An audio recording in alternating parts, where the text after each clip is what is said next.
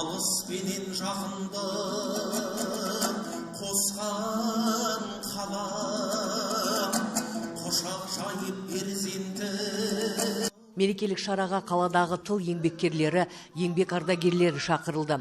88 жастағы Кейуана ұйымдастырушыларға алғысын аямай жеткізіп жатты. Қазіргі заман қой үстіне бозторғай жұмыртқалаған уақыт қой деп шүкіршілік айтты. Мына болып атқан мейрам өте тамаша, тартымды өтті кеше.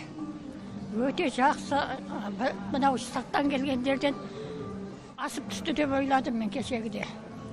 Сол енді құтты болсын, осы мейрамдарың сендерді алға жетектесін, абырой берсін алда. Қазынамыз біздің келешек ұрпаққа өнегелі іс берсін. Келесі жылға дейін қарияларымыз осылай жақсы өмір сүріп жүре берсін. Бұл күні бірде-бір қария назардан тыс қалмауы керек деп санайды қалалық ардагерлер кеңесінің төрағасы Ахат Мырзалин. Олардың ерен еңбегі, өмір жолы өскелең ұрпаққа өнеге. Қазіргі ең бірінші мәселе, үлкен сөйледегі мәселені әр уақытта айтып отыру керек.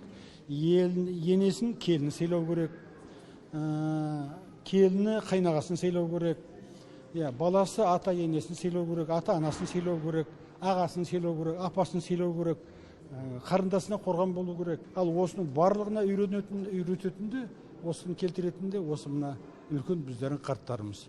Қазір қала бойынша зейнет жасындағы 48 мыңға жуық қария бар. Қарттар күні шаһардағы барлық ұжымдар оларға сый құрмет көрсетті. Венера Серғазы, Аманжол Айтмағамбетов, Ақтөбе телеарнасы.